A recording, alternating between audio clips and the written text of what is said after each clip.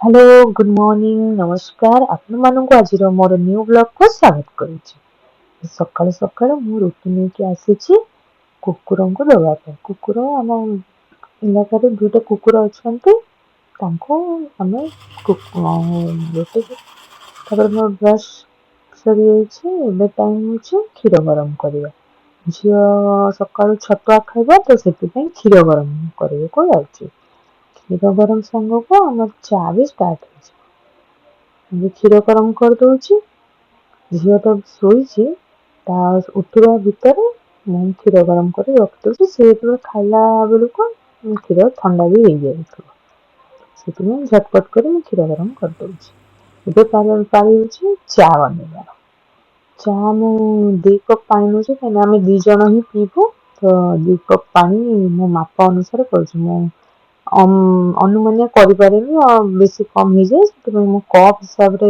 पानी ने more perfect माने चा परफेक्ट पूरा हुए ये 2 कप पानी नहीं जाइए तो चा बसई देती गैस गैस ऑन कर देती हूँ अमूल अमूल पकाऊे पकई गोल दूचे बिंदा न हम तापर चीनी पकईदेली चीनी पकई सारापर चा पत्ती पकई पकई फुटेदेली फुटे सारापर चा आमर रेडी हो गला सकाल सकाल बस चा पीवा मु आगे पीऊँगी कोयल पर पीब सेपटे अच्छे तो से पर पीब तो मो ब्रेड थी फ्रिज्रे ताकू नहीं सेकिदे सेकिदे चा सामने लगे खाइब यहाँ सकाल सकाल आज ब्रेकफास्ट ब्रेकफास्ट कर सारापर आम बाहर झील को स्कूल नहीं जी आज सेकेंड दिन तार तो तार सब जहाँ प्रिपेरेसन प्रिपेयर कर दूची पानी बोतल पानी भर देती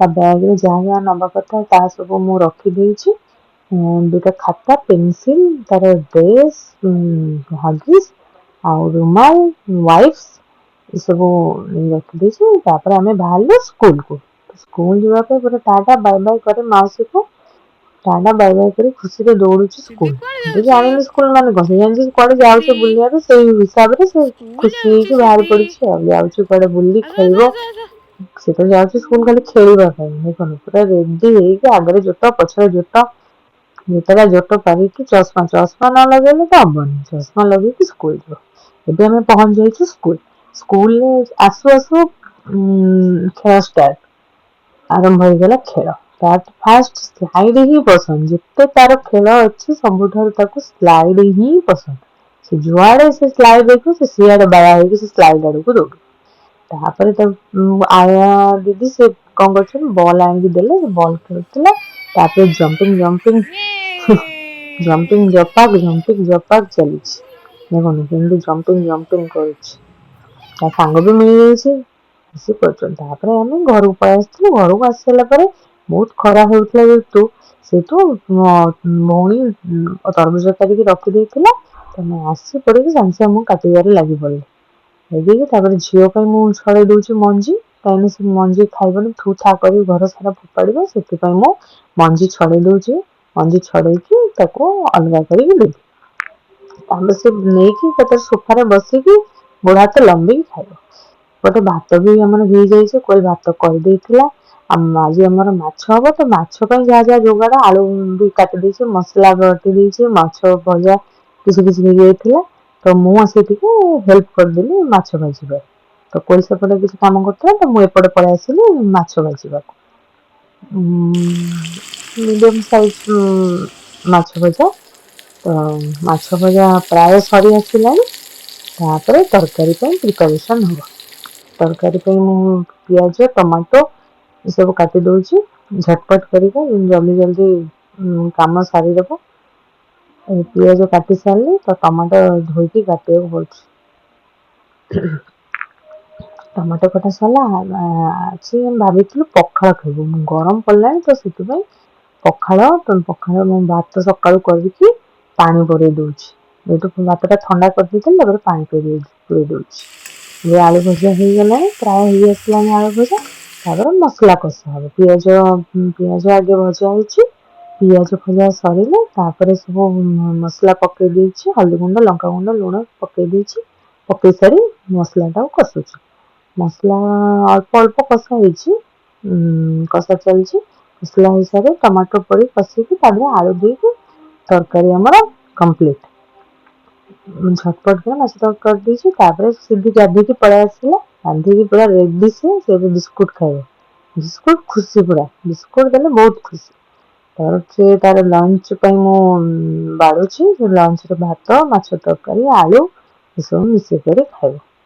ଏପଟେ ମୋ ଟିଭି ଚାଲିଛି, ଟିଭିକୁ ଦେଖି ଦେଖି ଖାଇବ। ଟିଭି ନ ଲଗେଇଲେ ସେ ବସିକି ଖାଇପାରିବ, ସେ ତ ବସି ହିଁ ପାରିବନି ଆଉ ଖାଇବ କେମିତି?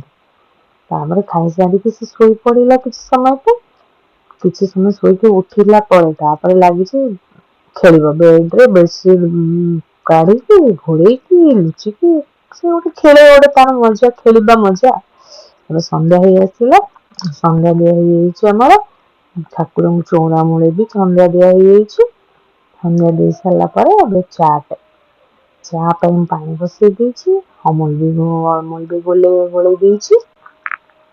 ଗୋଳେଇ ସାରିଲା ପରେ ଚିନି, ତାପରେ ଚିନି, ଚାହା ପତି ଦେଇକି ପ୍ରସ୍ତୁତ ହେଇଯିବ ଆମ ଚା। ଚିନି ପକେଇଦେଲି,